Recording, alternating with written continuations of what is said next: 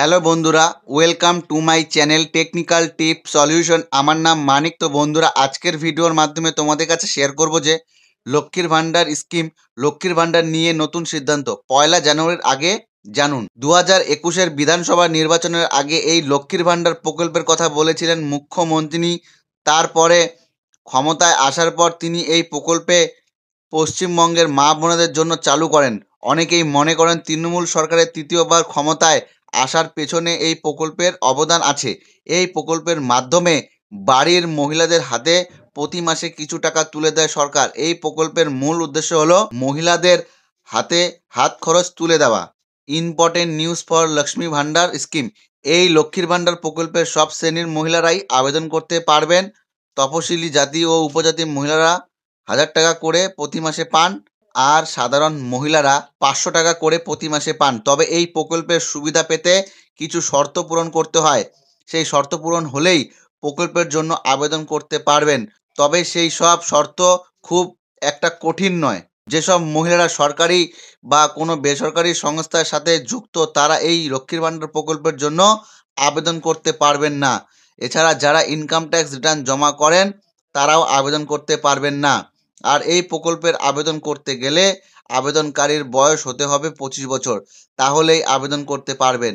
এই সব শর্ত মেনে রাজ্যের অনেক মহিলারা এই প্রকল্পের সুবিধা নিচ্ছেন। রবিবার আলিপুরদুয়ারে একটি সরকারি অনুষ্ঠানে যোগ দিয়েছিলেন মুখ্যমন্ত্রী। সেখানে তিনি একাধিক বিষয় নিয়ে কথা বলেন। তার মধ্যে লক্ষ্মীর ভাণ্ডার নিয়েও তিনি ঘোষণা করেছেন।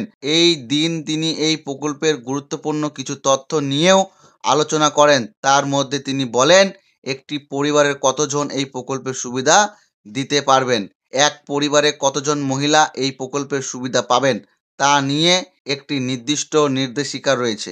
মুখ্যমন্ত্রী মমতা বন্দ্যোপাধ্যায় এদিন আলিপুরদুয়ারের সরকারি অনুষ্ঠানে সেই বিষয়টিকে মনে পড়িয়ে দেন। তিনি বলেন, এর কোনো সীমা নেই। পরিবারের সব মহিলারাই যদি লক্ষ্মীর ভাণ্ডার সব শর্ত পূরণ করতে পারেন তাহলে এই প্রকল্পের আবেদন করতে পারবেন। আর এর পাশাপাশি যদি এই প্রকল্পের টাকা পেতে কোনো অসুবিধা না হয় তাহলে এই যে আমার নাম্বার দেখতে পাচ্ছ 9137091370, এই নাম্বারে ফোন করে সেই কথা জানাতে পারবেন। যদি কোনো প্রবলেম হয়ে থাকে তো এই নাম্বারে সেই প্রবলেমের কথাটা শেয়ার করবেন, তো তারা হয়তো কোনো কিছু প্রবলেমের সলভ করে দিতে পারবে। কিন্তু এতদিন পর্যন্ত এই লক্ষ্মীর ভাণ্ডার প্রকল্পে এই ধরনের কোনো সিদ্ধান্ত ছিল না। আর এই কারণের জন্যই এই ঘোষণা আগামী দিনে লোকসভা ভোটের আগে আরও বেশি সমর্থন পাওয়া সম্ভাবনা রয়েছে। এছাড়াও এই ঘোষণার ফলে পশ্চিমবঙ্গের সকল গরিব মহিলাদের অনেক সুবিধা হবে বলে মনে করেছেন অনেকে। তো বন্ধুরা, এটাই ছিল আজকের আপডেট লক্ষ্মীর ভাণ্ডার স্কিম নিয়ে। তো আশা করছি বন্ধু, যদি ভিডিওটি ভালো লেগে থাকে অবশ্যই একটা লাইক করে কমেন্ট করে জানাবে যে তোমাদের ভিডিওটি কেমন লেগেছে। আর এরকমই ভিডিও পাওয়ার জন্য টেকনিক্যাল টিপ সলিউশন চ্যানেলটিকে সাবস্ক্রাইব করে দিতে হবে। পাশে থাকা বেল আইকনটির মধ্যে প্রেস করে নিতে হবে। ভালো থাকবে, সুস্থ থাকবে, আর আমার এই ভিডিওগুলি তোমরা দেখতে থাকবে। ধন্যবাদ।